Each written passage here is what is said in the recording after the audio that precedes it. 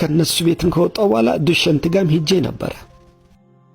ዱሸንትም ደግሞ እንደ ሳገር ገንዘብ ከሰጠኸኝ አስቀምጣለሁ ካለበለዚያ ምንም ላስቀምጥ አልችልም ብሎ አባረረኝ። እሱ እኔ ጋር አሁን ምን የቀረ ገንዘብ አለ ልጄ? የነበረኝን ሁሉ ለሳገር ነበር የሰጠሁት። እናም በቃ አሁን የቀረኸኝ አንድ የመጨረሻ ተስፋ አንተ ብቻ ነህ። ነገር ግን አንተ ጋር ለመምጣት መድፈር አቃተኝ። ምክንያቱም ላንተ የምሰጥህ ምንም 74 ሳንቲም የለኝም። እንደገና ገቢና ወጪህንም አውቃለሁ፣ ያንተን ሁኔታ ያለህበትንም ሁኔታ አውቃለሁ። አንድ ሌላ ሸክም መሸከም እንደማትችልም ይገባኛል። እኔ ልጅ እንዴት እየሆናችሁ ሁለታችሁ እርስ በርስ ተቻችላችሁ እየኖራችሁ እንደሆነ በትክክል አውቃለሁ።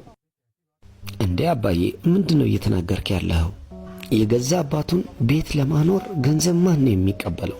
የዛን ቀንም እኮ ነግሬህ ነበረ እኔ ከኔ ጋር ብትኖር ደስ ይለኛል ብዬህ ነበር።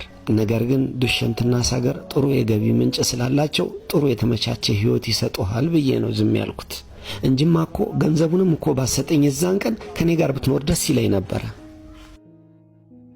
አባዬ እውነት እጅግ በጣም ነው ደስተኞች የምንሆነው እርሶ ከኛ ጋር የሚኖሩ ከሆነ። ሙሉ ህይወቱን ለሶስት ወንድ ልጆች ሲሉ ኖሩ። አሁን ግን እረፍት ማድረግ ነው ያለበት እርሶ። እኛ በርግጥ ጥሩ የተመቻቸ ህይወት ልንሰጡት ባንችልም ግን የምንበላውን እየበሉ ከሙሉ ክብር ጋር እናኖሮታለን።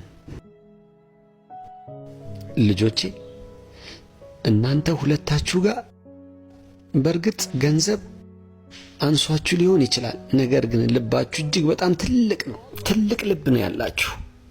እንደውም እያሰብኩ ያለሁት የዛን ቀን ምን አለ ገንዘቡን ላንተ ሰጥቼ ቢሆን ኖሮ እናም ከናንተ ጋር ኖሬ ብሆን። አይ ምንም አይደለም አባዬ አታስበው፣ እኔ ያለሁልህ አይደል? በቃ የሆነው ሁሉ ለበጎ ነው። እሺ አባዬ በቃ ያስቡ። እንደዚህ ያደርጉ፣ ፊቶትንና እጆትን ይታጠቡ። እስከዛ በጣም ትኩስ ምግብ ይቀርቡልታል። እና እባክህን አባዬ